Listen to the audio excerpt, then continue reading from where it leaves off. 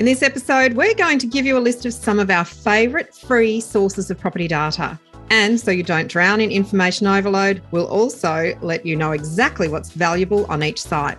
Welcome to Your First Home Buyer Guide, the podcast for first home buyers who want to get it right. I'm Megan and that was Veronica. We're both buyers agents and probably old enough to be your mums. But that's a good thing because between us, we've got over 40 years experience and we are going to share with you bucket loads of stories about avoidable mistakes. Together, we're going to make sure that you get unbiased and real information that you can rely on so you can get where you want to be without missing a step. Now, we've got loads of great tips for you in this episode, and if you'd like more useful tools, head over to the website homebuyeracademy.com.au. There you'll find free checklists that you can download, a free mini course on how to price a property, and our Where to Buy workshop for only $39. Priceless stuff, really. Bargain. But before we get into the interesting stuff in this week's episode, here's the boring bit, the disclaimer. You, of course, know that nothing in this podcast is to be taken as personal advice. We always recommend getting the advice of an expert in their field of expertise. Now, we've done our very best to ensure that the content is correct at the time of recording, but things change. So check with the relevant government authority or your advisors to get the most up-to-date information.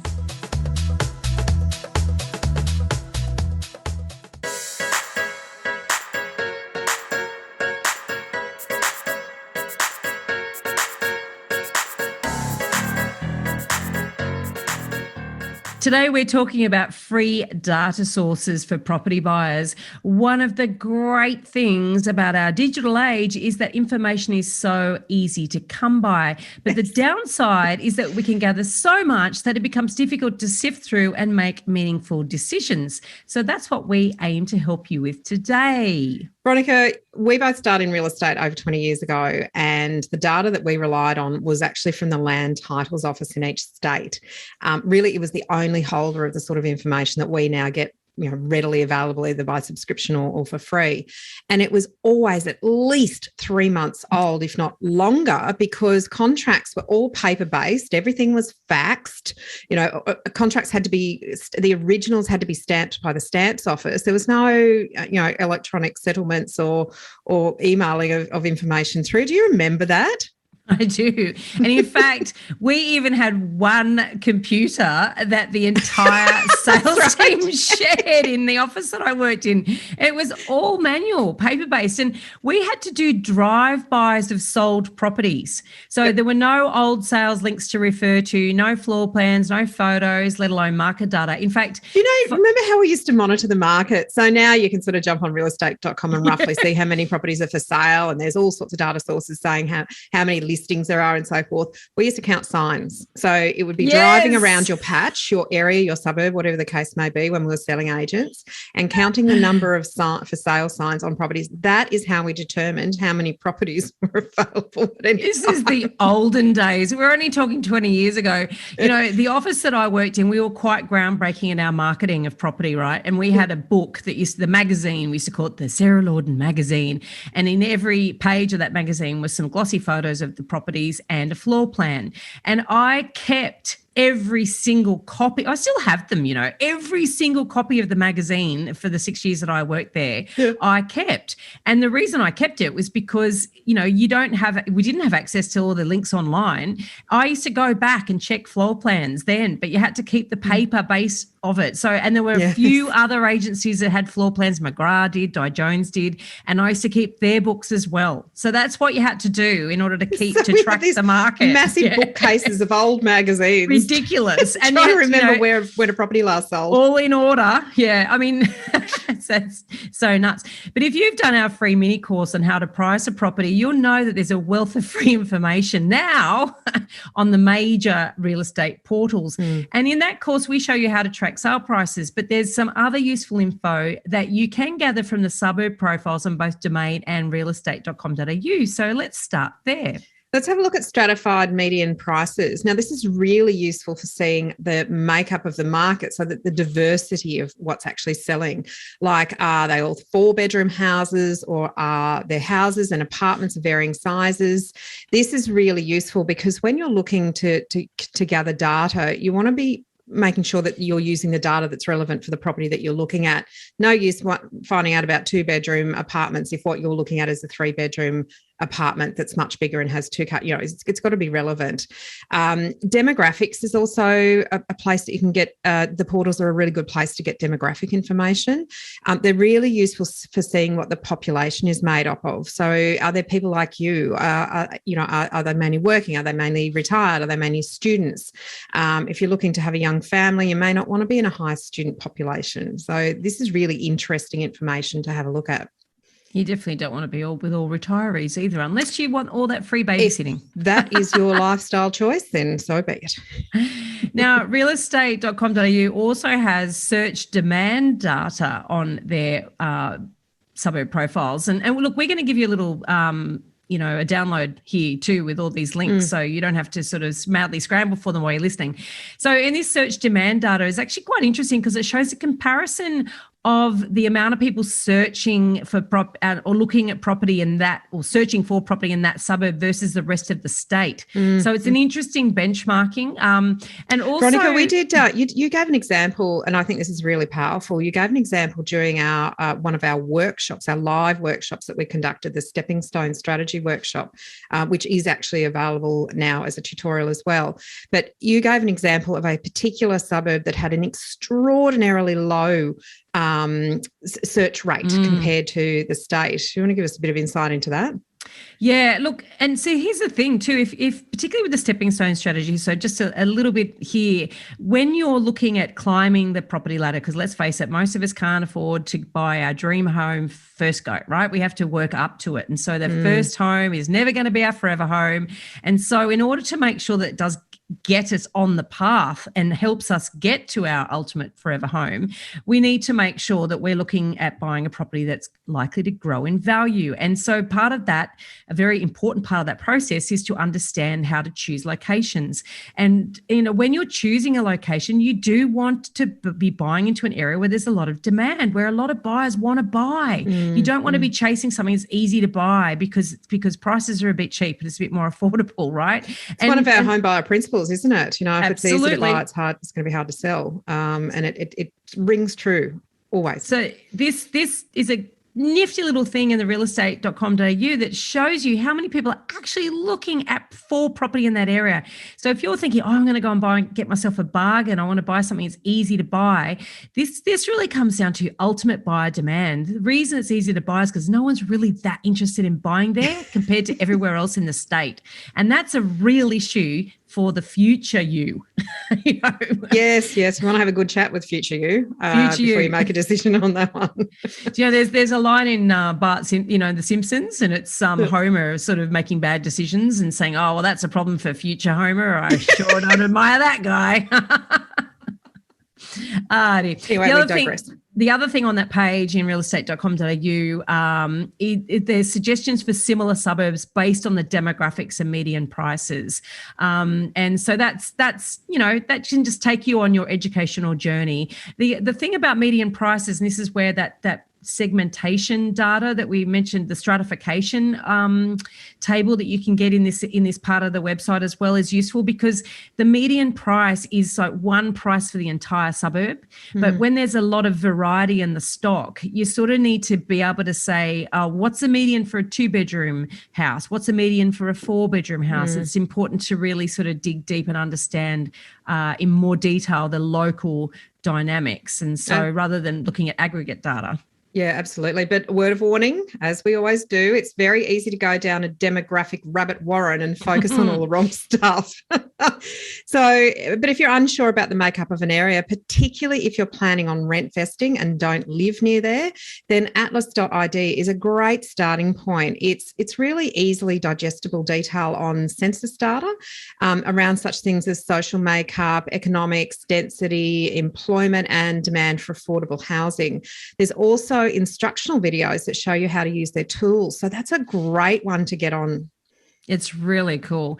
Another site that we like that gives insights into the makeup of a suburb is Microburbs. Now, this one is a bit of fun too, as it scores every suburb in a range of categories like, family, communication, lifestyle, tranquility, affluence, and even a HIP score.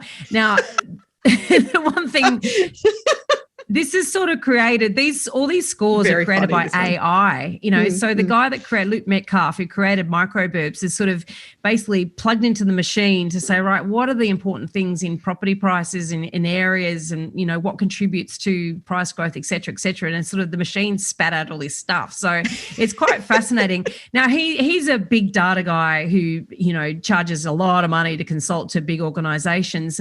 Microburbs might be a little touch out of date. I think he sort of gets in there and updates it sporadically, but it is still valuable, and it is free, and it gives some really lovely insights into different areas. So, but don't rely on the sold data in there or anything like that, because and the DA data, because that's all out of date. Yeah, we had a student, remember Veronica, who was looking at a particular suburb, and he absolutely tickled him pink when he looked at it and realised that the HIP score for where he was looking for was negative 20,000. I think it was negative 20,000. I think that was his slight hyperbole there, but I don't think it does score it like that. But yeah, it's 1 to 10. He seemed to be as hip as he thought it would be.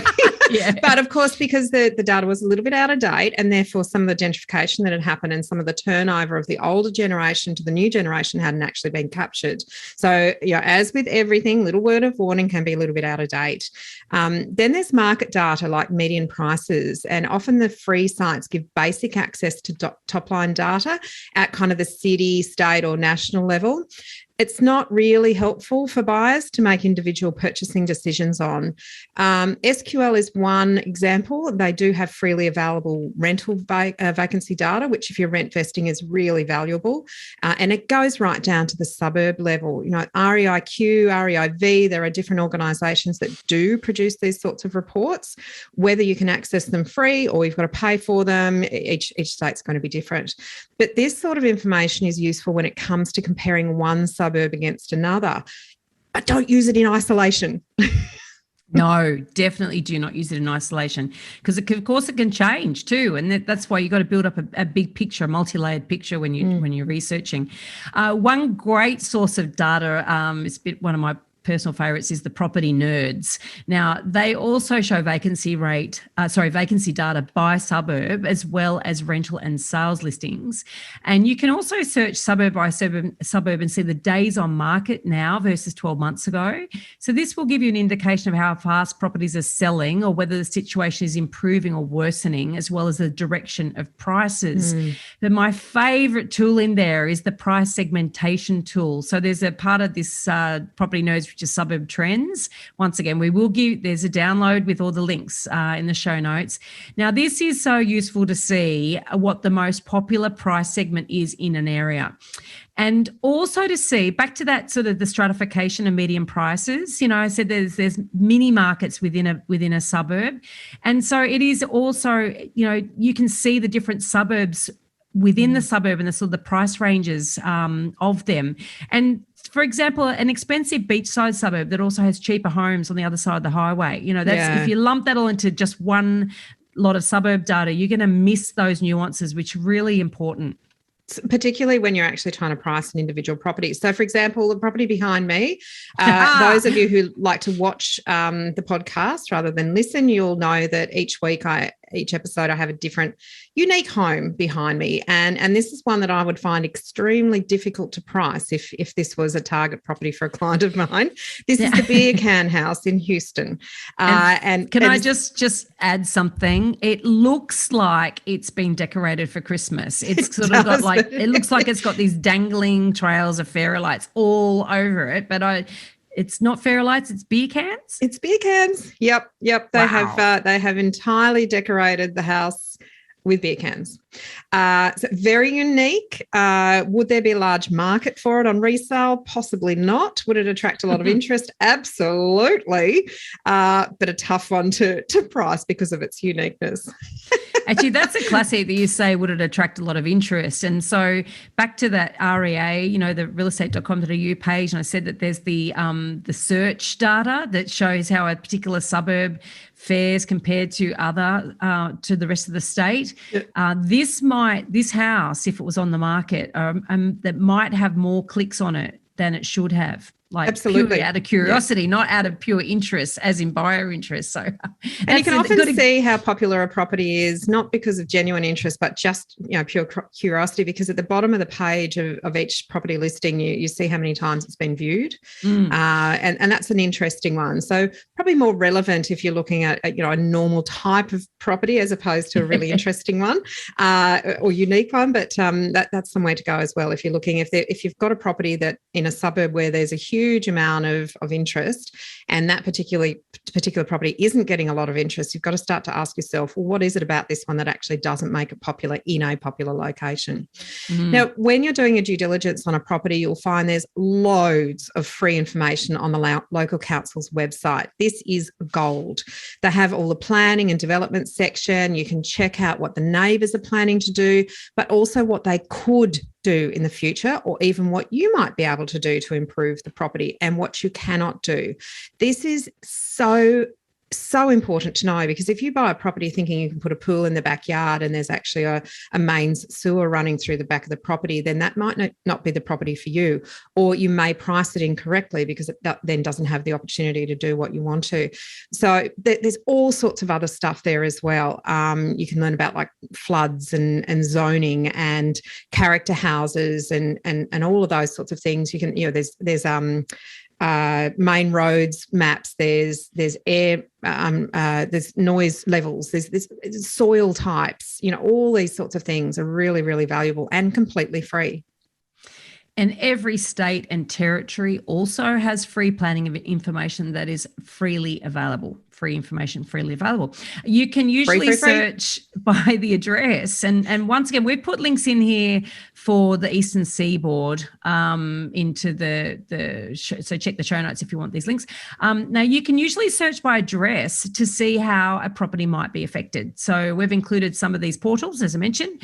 One great one that we use in New South Wales is Six Maps. It has a measurement tool, so you can actually get an idea of the land size or the frontage, which is particularly important if you are actually thinking about doing some work renovation, because there are always restrictions in terms of the frontage of a property or the overall land size. And there's another one called Land Checker, which has data on property in numerous states.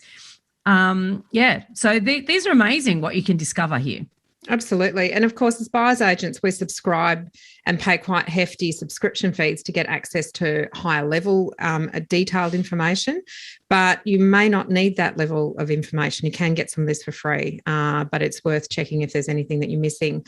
Now, don't forget Google Maps and Google Earth. It's absolutely amazing what you can see from an aerial view. And sometimes you can even see maybe a roof that needs replacing when a building inspector hasn't been able to get up there. Just check. That happened to us recently. Did it? Yeah. Literally that. Did that satellite view and went, oh, I wonder if that roof's been replaced. And sure enough, it hadn't. So we checked with the owner. Right. And no, I haven't replaced the roof, but the building inspector didn't pick it up. Oh, interesting. Yeah. Just check the image date. Because sometimes the image is actually a few years old, so things might have been done. So as you did, you sort of saw some information and then went on to verify it, and that's the important bit. Sometimes this just raises your awareness enough to ask the right questions and put you in the right place to not just move forward without having verified something. Absolutely. Another thing that we find really useful in our business, which of course is in Sydney, is the Sydney Airport Flight Path Map. You can actually one in Brisbane as well. Yeah. So you can just plug in an address and you can see clearly whether or not it's under the flight path. And not only that, how the wind direction will change things, because of course wind is seasonal. And so there are, everyone just thinks, oh, you're under the flight path, you get flight noise all the time. Well, you don't actually. No. Yeah. Absolutely. And the height, you can actually see the height of the planes in certain locations. So you might be in a flight path, but the planes are very high and the impact is less than if they're quite low as they're taking off and landing. So actually on that too, that the landing paths will be much more concentrated, because of course they've got to come in at a certain angle, whereas when they take off, as soon as they're up in the air, they can fan off in all different directions. So the actual, whether you're under the landing path or a takeoff path is actually really critical, because landing does get a lot more noise, even though each plane is quieter. It's in a narrower band of airspace and also takes longer to land than each takeoff, which basically goes in all different directions and they're gunning it. Like each plane is louder, but it's the noise is dispersed and it's a lot faster. There you go. Piece of gold right there. There you go. Lastly, stories in the property market are never far from the front pages of the paper and are often used as clickbait. So it's important that you get your property news from a reputable source. I can open up the paper sometimes on a Saturday and I can see 3, 4, 5 different opinions about what's going on in a single market, depending on who's trying to sell something or what angle they're coming at it from, or what they're trying to actually encourage people to do or not do.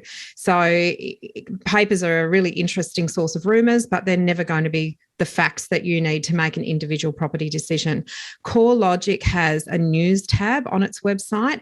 It's data-driven. It's less sensationalised than you'll find on the standard news outlets. So it's well worth subscribing to. They keep it real.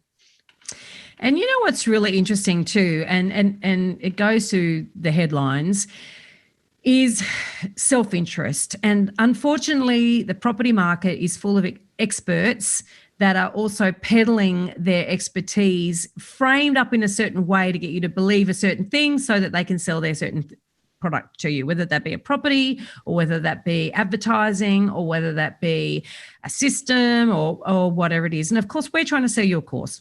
We're trying to sell you education, right? And so our objective and our self-interest is quite clear. We just want you to be educated so you make clear decisions. We want to educate people so they don't make bad decisions. We're not actually selling properties.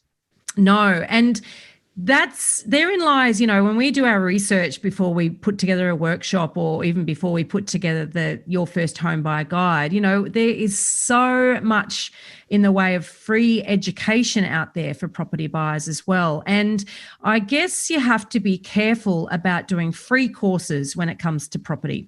And a number of reasons why we say this, not just because, of course, we're peddling our paid course, but even our little mini pricing course. You've got to have a look at what are they trying to give you? If you look at a free course from a bank, they're going to sell you a mortgage.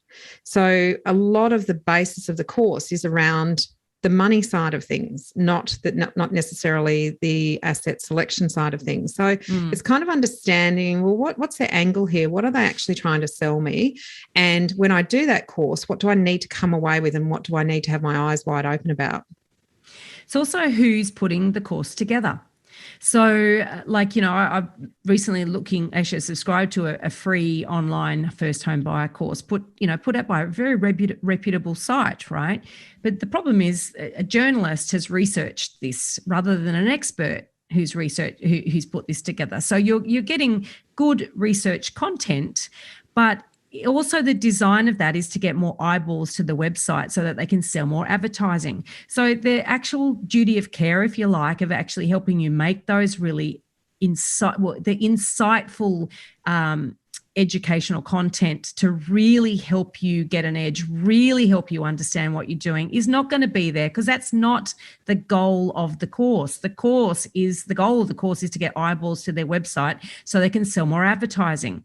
Our goal is to actually educate you so you can make better decisions. Two very different intentions. And whilst you can get some great information from some of these free sources, I'm not saying that they're all crap at all, but you do have to be very mindful that they don't replace a proper education site, because they have a very different intention and a very different role to play. Yeah, good point. So, Veronica, there are plenty of free resources available online. Our tip is to use that information within the context of what you are doing. Data on its own shouldn't be the basis of your decision-making. It should be part of a much bigger evaluation process, which, of course, you can learn about in Your First Home Buyer Guide. In this episode, we've covered a very small part of our 10-step online course for first home buyers. If you would like to learn more about the process and how to buy without making a mistake, then head over to our website, www.homebuyeracademy.com.au. Don't forget to subscribe to the podcast so you won't miss an episode. And if you like what you've heard today, please give us an iTunes review. 5 stars would be wonderful. It will help others find us as well. Thank you for joining us. We hope you found this really useful. And if you have, please share the love with others who you know are in the same boat. We'll be back next week with some more priceless stuff.